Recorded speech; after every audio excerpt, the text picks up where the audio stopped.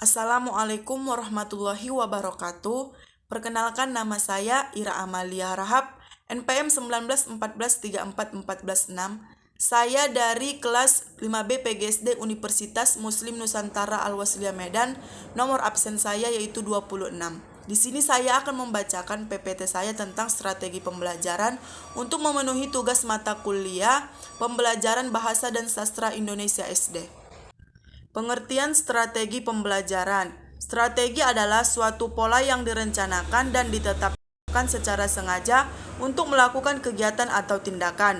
Strategi mencangkup tujuan kegiatan, siapa yang terlibat dalam kegiatan, isi kegiatan, proses kegiatan, dan sarana penunjang kegiatan.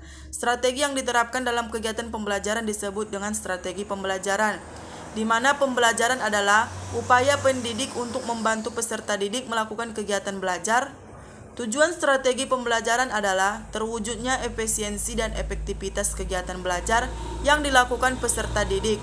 Pihak-pihak yang terlibat dalam pembelajaran adalah pendidik atau perorangan dan atau kelompok, serta peserta didik, perorangan kelompok, dan atau komunitas yang berinteraksi edukatif antara satu dengan yang lainnya. Selanjutnya adalah jenis-jenis strategi pembelajaran.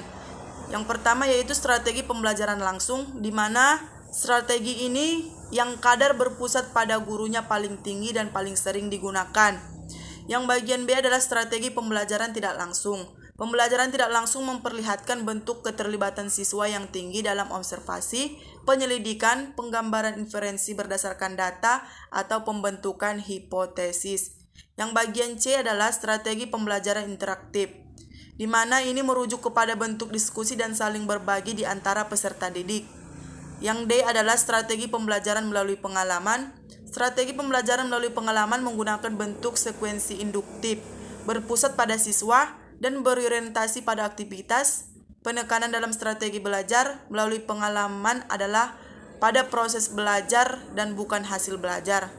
Dan yang bagian E adalah strategi pembelajaran mandiri, di mana merupakan strategi pembelajaran yang bertujuan untuk membangun inisiatif individu, kemandirian, dan peningkatan diri.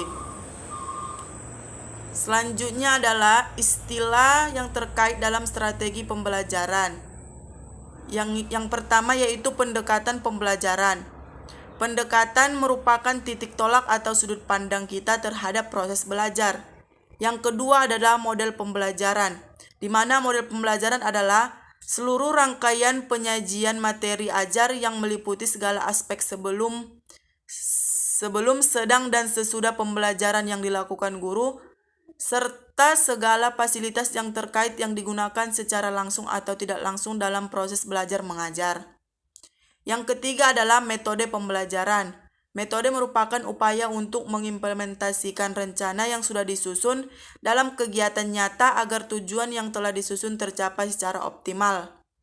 Dan yang keempat adalah teknik pembelajaran, di mana teknik adalah cara yang dilakukan seseorang dalam rangka mengimplementasikan suatu metode.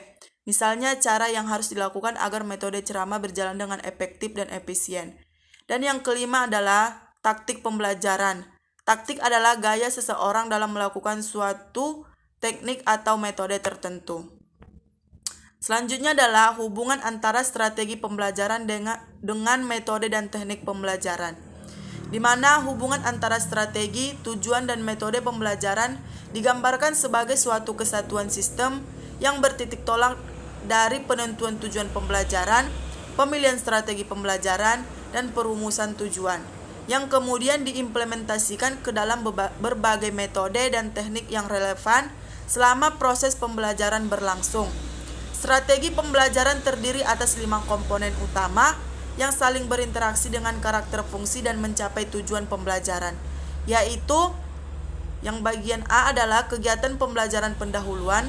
Dalam kegiatan pendahuluan dapat dilakukan teknik dengan menjelaskan tujuan pembelajaran khusus dan melakukan apersepsi yang berupa kegiatan.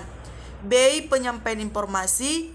C. Partisipasi peserta didik. D. Tes. Dan yang terakhir adalah kegiatan lanjutan.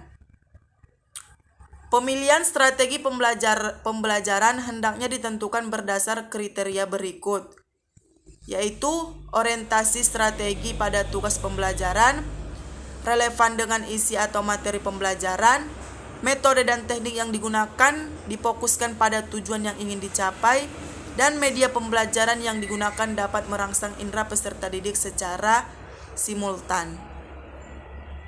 Baiklah, kesimpulan dari PPT saya tentang strategi pembelajaran ini adalah strategi pembelajaran sangat dibutuhkan oleh setiap guru karena terdapat kegiatan-kegiatan yang dapat digunakan dan dimanfaatkan serta tersusun untuk mencapai tujuan.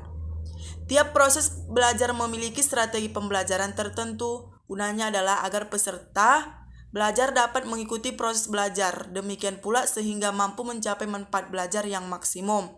Seorang guru bisa menggunakan berbagai bentuk strategi yang digunakan agar siswa tidak merasa bosan pada saat proses belajar mengajar berlangsung, sehingga kelas akan terasa lebih hidup dan menyenangkan.